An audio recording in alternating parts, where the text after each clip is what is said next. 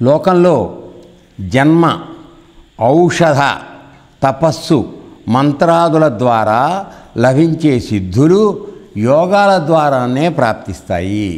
అంటే నువ్వు జన్మెత్తావు, జన్మలో ఒక సిద్ధి పొందాలంటే ఎంతో యోగ సాధన చేస్తేనే వస్తుంది జన్మ ద్వారా. అలాగే ఔషధాలు, ఎందుకంటే కొన్ని రకాల ఔషధాలు ఉండేవి, కొన్ని వందల సంవత్సరాలు బతకడానికి వీలుగా వాళ్ళు ఈ 10వ శతాబ్దం వరకు కూడా అట్లాంటి పద్ధతులు ఉండేవి. అది సోమరసం అని చెప్పేసి అది తయారు చేసుకొని దానిలో పాదరసం శుద్ధీకరణ చేసి దానిలో కలపడం అదంతా ఉండేది. అలాగే బంగారం తయారు చేయడం కూడా విద్య ఉండేది. వేమన గారు అదే ప్రయత్నం చేసి మానేశాడు చివరికి. పరుసవేది అది బంగారం చేసేది. ఈ సోమరసం తీసుకున్నటువంటి విధానంలో ఏమిటంటే జీవితాన్ని పెంచుకుని ఈ యోగం సిద్ధుల కోసం ప్రయత్నం చేసేవాడు, అంతేగాని పరమాత్మ మోక్షానికి ప్రయత్నం చేయలే. అది వృధా అంటున్నాడు ఈయన. తపస్సు చేయడం ఏమి, నాకు స్వర్గానికి వెళ్ళాలి అని తపస్సు చేస్తున్నాను.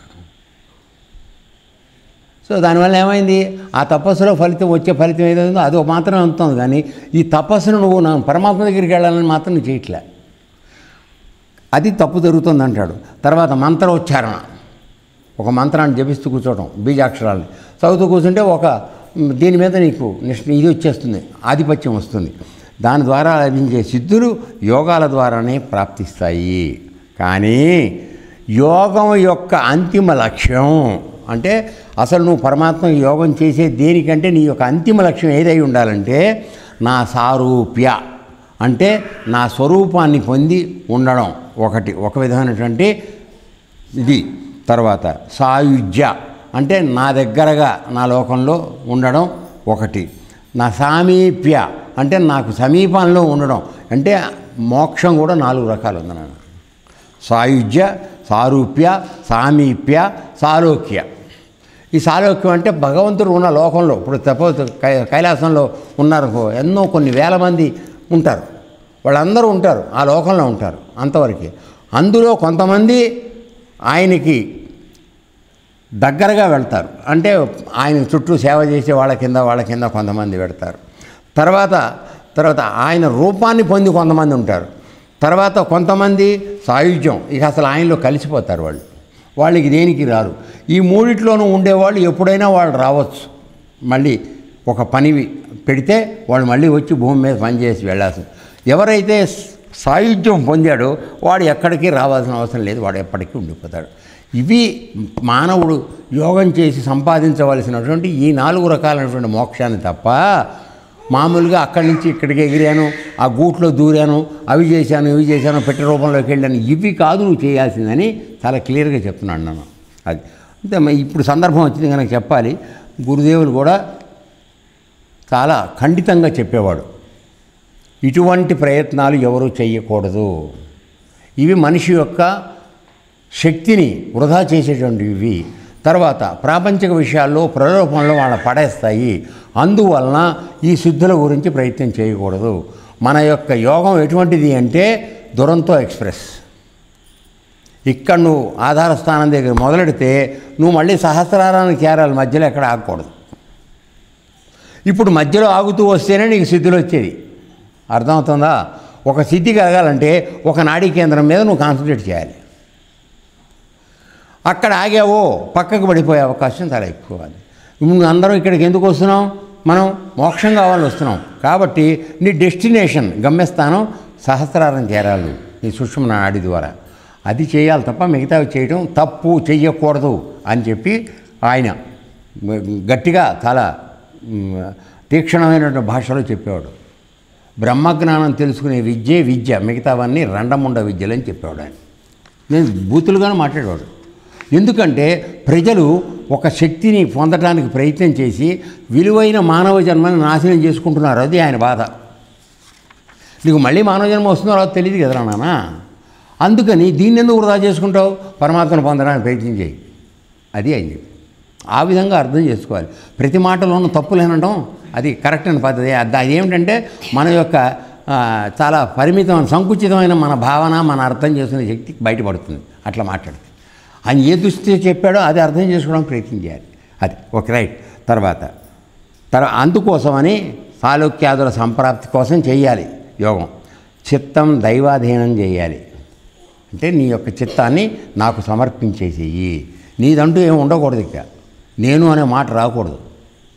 తర్వాత చిత్తం దైవాయత్తం చేయకుండా ఏ యోగం కానీ సిద్ధి కానీ సిద్ధించదు అనేది పరమసత్యం. కృష్ణుడు చెప్తున్నాడు ఇది.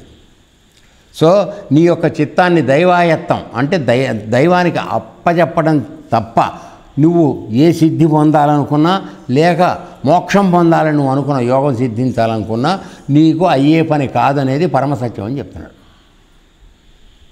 చిత్తశుద్ధి చాలా అవసరం. అర్థమైందా? అది. తర్వాత బ్రహ్మవాదులు చాలా సాధనాలు చెప్పారు. ఒక్కొక్కడు ఒక మార్గంలో వెళ్ళారు, సాధించేంతవరకు సాధించారు. వాళ్ళు ఇది చేస్తే మంచిదని అన్నారు. ఆయన నమ్మి వెళ్ళిన వాళ్ళు వాటి ఓవలో వెళుతున్నారు. వాటిల్లో యోగము, సాంఖ్యము, ధర్మము మొదలైనవి ముఖ్యం. అది నువ్వు ఏ పని చేస్తానన్నా, ఏ విధమైనటువంటి సాధన చేస్తానన్నా 3 యోగం కావాలి. యోగం అంటే అర్థం ఏమిటన్నా, మన యొక్క జీవుడుని తీసుకెళ్ళి, అంటే ఈ సూక్ష్మ శరీరం, చిత్తం కలిగినటువంటి అంతఃకరణ అయినటువంటి 4 కలిపినటువంటి మనసు, బుద్ధి, చిత్తం, ఈ 4టిని తీసుకెళ్ళి నువ్వు పరమాత్మలో ఐక్యం చేయాలి. అప్పుడు నేను అనేది లేకుండా పోవాలి. అప్పుడు యోగం ఆ విధంగా చేయాలి. దానికి సాంఖ్యయోగం చాలా గొప్పది. సాంఖ్యయోగం అంటే ఆత్మవిచారణ. నేనెవరు, ఎక్కడి నుంచి వచ్చాను, నా యొక్క స్వరూపం ఏంటి, నేను మళ్ళీ ఎక్కడికి వెళుతున్నాను, నాలో పరమాత్మ ఎలా ఉన్నాడు, ఆయన్ని నిజస్వరూపం తెలుసుకోవడం ఎట్లా. నేను రాముడు కృష్ణుడుగా నాకొద్దు, అది అవతారం మాత్రమే. అసలు ఆయన నిజస్వరూపం ఏంటి అది తెలుసుకోవడానికి ప్రయత్నం చేయాలి. ఆయన నాలో ఎలా ఉన్నాడో తెలుసుకోవాలి. ఇటువంటి సాంఖ్యయోగం, ఆత్మవిచారణ ఇది చెయ్యాలి. తర్వాత వీటన్నిటికీ ముఖ్యమైనది, మూలమైనది ఏమిటంటే ధర్మ మార్గాన్ని విడిచిపెట్టదు. ధర్మాన్ని నువ్వు పాటించకుండా దేన్ని నువ్వు పొందలేవు బేట. టెంపరీగా నువ్వు పొందాను అనుకున్నా 3 నష్టంతో నువ్వు మునిగిపోయే అవకాశం చాలా ఎక్కువ. ధర్మాన్ని విడిచిపెట్టద్దు. ధర్మమే ఆలంబన.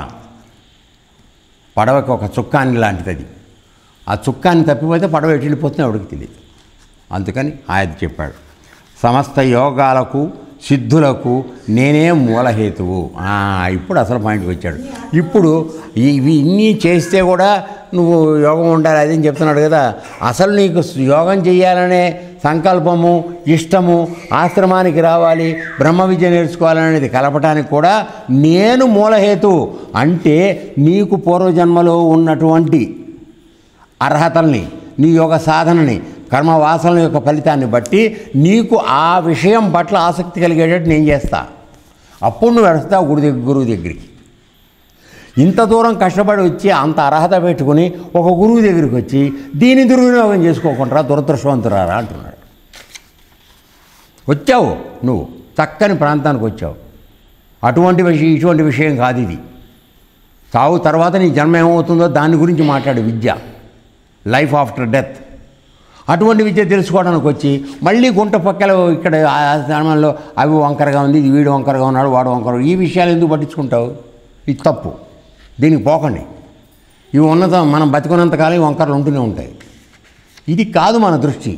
వచ్చినప్పుడు కొద్దిసేపు బాధపడితే పడతాం, కానీ మన తోవ వదిలిపెట్టకూడదు. అర్థమైందా?